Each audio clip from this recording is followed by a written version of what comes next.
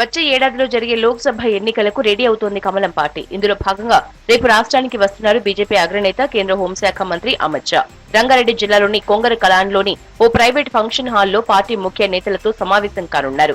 మండల అధ్యక్షుడు నుంచి రాష్ట్ర స్థాయి నేత వరకు మొత్తం 1200 మందిని సమావేశానికి ఆహ్వానించింది రాష్ట్ర బీజేపీ నాయకత్వం. మెజారిటీ పార్లమెంటు సీట్లను గెలుచుకోవడంపై లీడర్స్ కి దిశానిర్దేశం చేయనున్నారు షా. మోదీ విజయాలు, కేంద్ర ప్రభుత్వ పథకాలు, ఈ మధ్య పార్లమెంటు ఎన్నికలపై ఢిల్లీలో జరిగిన సమావేశంలో మోదీ సూచించిన అంశాలను నేతలకు వివరించనున్నారు హోంమంత్రి. బీజేపీ నేతల సమావేశం కంటే ముందు చార్మినార్ భాగ్యలక్ష్మి అమ్మవారి దేవాలయానికి వెళ్లనున్నారు అమిత్ షా. అమ్మవారిని దర్శించుకున్న తర్వాత కొంగర కలాన్ వెళ్తారు. అక్కడ నేతల మధ్య గ్యాప్ పై చర్చించే అవకాశం ఉంది. సమన్వయంతో పనిచేయాలని టార్గెట్ పెట్టుకుని ఎంపీ సీట్లు గెలిచేలా కృషి చేయాలని సూచించనున్నారు. పార్టీ అంతర్గత విషయాలను ముఖ్య నేతలతో మాట్లాడతారని పార్టీ వర్గాల సమాచారం. లంచ్ తర్వాత మండల అధ్యక్షుడి నుంచి రాష్ట్ర స్థాయి నేతల సమావేశం జరగనుంది. అమిత్ షా టూర్ కి భారీ ఏర్పాట్లు చేస్తున్నారు బీజేపీ నేతలు. 2018 ముందస్తు అసెంబ్లీ ఎన్నికల్లో 7% ఓట్లతో కేవలం ఒకే ఒక్క ఎమ్మెల్యే సీటును గెలిచింది బీజేపీ.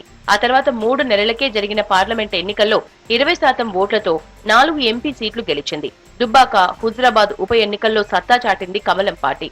జీహెచ్ఎంసీ ఎన్నికల్లో 48 కార్పొరేటర్ సీట్లను గెలుచుకుని అప్పటి అధికార బీఆర్ఎస్ కు షాక్ ఇచ్చింది.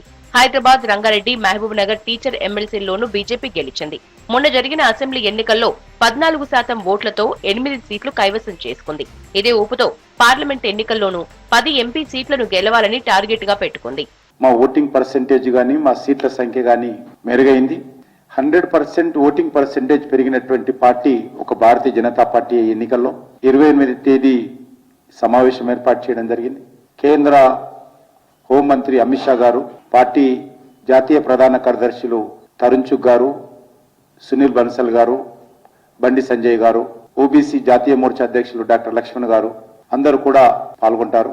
ఎయిర్పోర్ట్ రింగ్ రోడ్ దగ్గర కొంగర విలేజ్ దగ్గర ఉన్నటువంటి శ్లోక ఫంక్షన్ హాల్లో ఈ సమావేశం ఉంటుంది. ఈ 90 రోజుల యాక్షన్ ప్లాన్ తో వచ్చేటువంటి పార్లమెంట్ ఎన్నికల్లో పూర్తి స్థాయిలో సంసిద్ధమయ్యే విధంగా ముందుకెళ్లాలని నిర్ణయం తీసుకోవడం జరిగింది. దక్షిణాదిలో ఎక్కువ ఎంపీ సీట్లు సాధించాలని టార్గెట్ గా పెట్టుకుంది బీజేపీ హైకమాండ్. ఇందులో భాగంగా తెలంగాణలో కనీసం 10 సీట్లైనా గెలిచేలా వ్యూహాలు రచిస్తోంది.